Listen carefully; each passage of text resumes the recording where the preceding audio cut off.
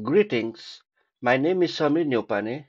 On behalf of my co-authors, I am going to present our work titled Momentary Stressor Logging and Reflective Visualizations: Implication for Stress Management with Wearables. After 2 decades of research aimed at real-time stress detection, commercial wearables such as Fitbit and Garmin now use passive physiological data for stress detection. These capabilities are contributing to improving stress management in two key ways. Firstly, passively collected data is utilized to generate visualizations for self-reflection. Secondly, passive stress detection is leveraged to deliver interventions precisely during stressful moments. However, to enhance the effectiveness of such interventions, participants in these studies express a desire for these interventions to align with the stressor. However, current AI models are unable to detect stressors from sensor data automatically. The primary goal of this work is to address how momentary stressors can be collected. The second goal involves exploring ideas to incorporate stressors into visualization, transforming them into potentially impactful reflective intervention. Next, we discuss about challenges associated with these two goals. Requiring participants to input stressor multiple times a day over 100 days can lead to a heightened physical burden and fatigue. Moreover, individuals may lack the cognitive capacity to engage in self-reporting during moments of stress. Additionally, the recall of stressor tends to diminish over time, further adding to mental burden of remembering these stressors.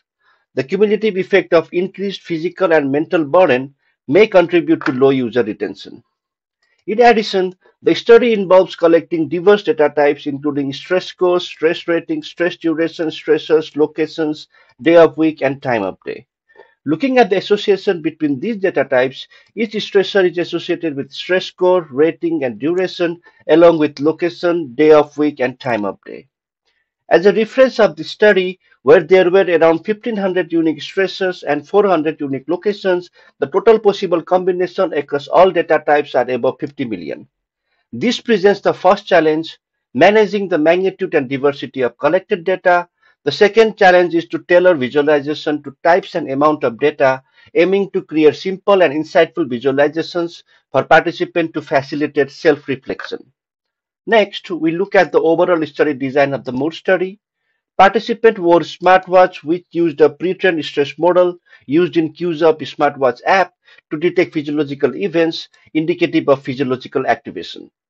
Upon detection of physiological events, these events were sent to a smartphone via Bluetooth.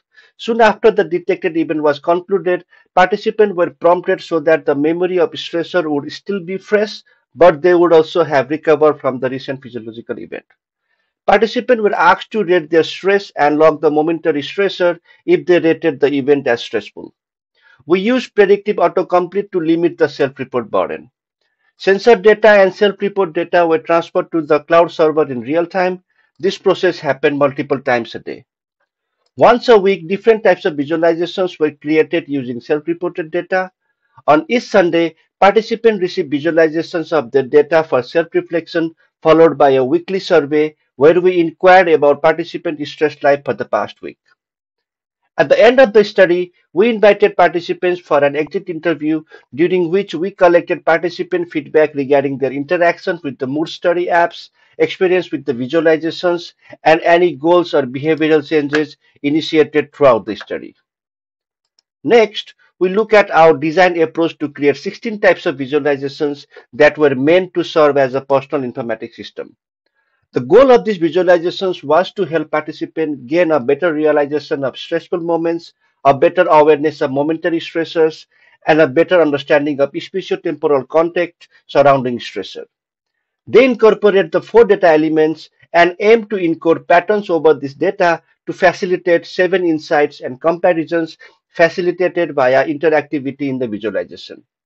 Given the large number of combination of data elements and insights and the diversity among them, we selected templates for visualization that suited each purpose.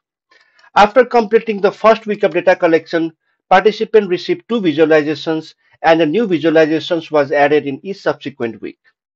By incorporating cumulative data into each visualization, participants could see how their stress patterns evolved over the study duration. The type and amount of data dictated the ordering of visualizations for them to be meaningful. We report data from 122 participants who contributed at least one stressor during the study. Participants received an average of 5.2 prompts per day and they responded to 3.86 prompts per day, and an average of 1.62 stressors were reported per day, resulting in 11,222 stressors. 1,057 weekly surveys were completed and 46 participants participated in the exit interview. We analyzed the participant retention in our study via a survival plot to understand the potential of sensor-prompted stressor login and a weekly visualization to keep participants engaged for 100 days. At the 30-day mark, user retention rate was 81%, which is 25 times the average 30-day retention rate found in an analysis of mental health apps with 10,000 or more installs. Next, we look at the results. In general, stress is associated with two measures: how severe and frequent are the stressful moments. To measure the severity of stress, we utilize momentary stress ratings, where participants rated each prompted event multiple times a day on a scale from not stressed to stressed. We then computed the weekly average for each participant to compute the perceived intensity of prompted events, which we call stress intensity. To measure the frequency of stress events, we utilize weekly surveys where participants were asked to indicate number of times they experienced stress in the past week each day. We use this value as a metric of stress frequency. Linear mixed models with two random effects shows the statistically significant decreasing trend in stress intensity from week 1 to week 14. Similarly, linear mixed models show a statistically significant decreasing trend in stress frequency from week 1 to week 14. Overall, momentary stressor logging and reflective visualizations contributed to a reduction of stress intensity from unsure to probably not stressed and 10 fewer stressors a month. Next, we look at the changes in self-awareness of stress and stressors during the study. In a pre-study survey, participants were asked what motivated you to join the mood study. 81% of the users were interested in tracking stress patterns and 72% wanted to become more aware of stressors. In the weekly survey, participants were asked what impact did the most recent visualizations have on you.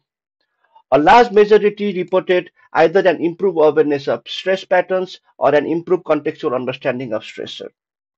We observed that 61% of the participants mentioned being motivated to work towards reducing their stress. Next, we observed that 44% of the participants mentioned taking specific actions to reduce their stress. Finally, 42% of the participants mentioned that the visualization helped them see the reduction in stress due to their behavioral change. And 34% of the participants said it reinforced the benefits of their recent behavioral change. We next present how stressor logging and weekly visualizations motivated participants to move toward or reinforce behavioral changes. Goal identification, where participants identified areas for improvement, identification of their dominant stressors, identification of most stressful contexts, and reinforcement of benefits of their recent behavioral changes. During the exit interview, we asked participants to describe any behavioral changes they made during the study. They reported making 14 behavioral changes that we broadly classify into three groups. Emotion regulation, where behavioral changes included staying calm, becoming less reactive, anticipating, and breaking away from stressful situations. Enhanced focus, better planning, and improved productivity, which included behavioral changes such as slowing down, better planning, and goal setting.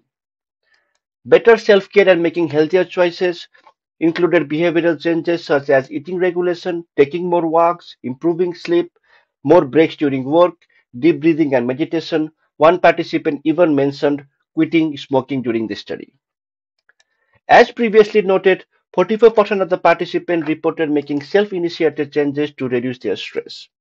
We focused on examining whether this action had a noticeable effect on reducing their daily stress level. To do this, we selected those participants who initiated such action for the first time between 4th and the 11th week of the study. To assess the effect of their self-initiated change on their stress rating, We treated the first week they mentioned taking an action as the week of their intervention. We organized the time series of each participant so that their pre and post action weeks were aligned. To account for variation among participants, we normalized individual stress intensity scores to G score. Interrupted time series analysis shows that slope was increasing in the pre-action stage and the slope is close to zero in the post-action stage with a statistically significant reduction from pre to post-action, which is equivalent to 5% stress reduction in a week. We next analyze physical and mental effort involved in using the app. To mitigate the physical burden of entering stressor, we implemented the predictive text input module. By examining logs from the smartphone app, we calculated the time required for entering each stressor. The figure shows a notable reduction in time taken for stressor entry as participants engage with the app over time. Specifically, duration decreased from about 1.5 minutes per day for the first stressor entry to about 0.5 minutes per day for the 50th stressor entry. Another facet of burden is the mental effort associated with recalling stressor. In our weekly survey, participants were asked to rate the ease of recollecting their daily stressor from the past week. The figure illustrates that the score consistently hovered around 2, indicating easy, suggesting that recalling stressor did not impose a significant burden. This finding aligns with the intuitive expectation that as physical effort decreases over time, mental burden also diminishes. We examined the responses to 5 questions concerning the app's utility from the exit survey. The figure shows the distribution of participant rating for each question. The scores reveal a very high level of satisfaction among participants, with many reporting tangible real-life benefits from visualizing their data. Notably, despite the absence of monetary incentive, the app received an 85% approval rating, where participants expressed a willingness to recommend the apps to friends and family. This suggests that the intrinsic utility and reduced burden of the app likely played a pivotal role in user retention. In summary, despite the physical and mental effort required, our study demonstrated the feasibility of stressor logging with a 25-fold increase in retention rate by employing innovative methods to elevate the burden and enhance utility. Exploration of the mechanism behind stress reduction shows that stressor logging and weekly visualization help participants become more aware of patterns in their stress and stressors and identify what they needed to work on. Next, we draw the following 3 design implications for stress tracking apps: focus on stressor, insightful visual summaries, and matching intervention to sources of stress. Even though our study did not recommend any intervention, engagement with the stressor logging and visualization and the resulting growth in awareness led many participants to initiate several behavioral changes. However, for an intervention application to automatically match a prompted intervention to the sources of stress, AI models are needed that can identify stressor from the sensor data. Talking about future works, in our study, we only tested for statistical significance. Establishing any clinical significance of momentary stressor, logging, and visualizations will require pre and post assessment of clinical outcomes such as addiction, weight, sleep, etc. This was an observational study with participants' data from initial week acting as their control. A randomized control trial is needed to truly determine whether momentary stressor logging and weekly visualizations can indeed reduce stress and improve awareness leading to behavioral changes. In this study, one of the several factors that could have potentially contributed to reduction in self-reported stress was the introduction of new visualization type each week. A future study can investigate the incremental impact of visualizations and identify the ones with a potential for the highest impact so they can be used in future sensor trigger stress intervention. Stress is sometimes necessary to stay alert, overcome challenges, and improve work performance, whereas unproductive stressors harm well-being, causing negative impacts on health and efficiency. Future stress management apps should aim to distinguish between productive and unproductive stressors for the adoption and efficacy of an intervention to be more effective. Thank you for listening, and please check the paper for more details.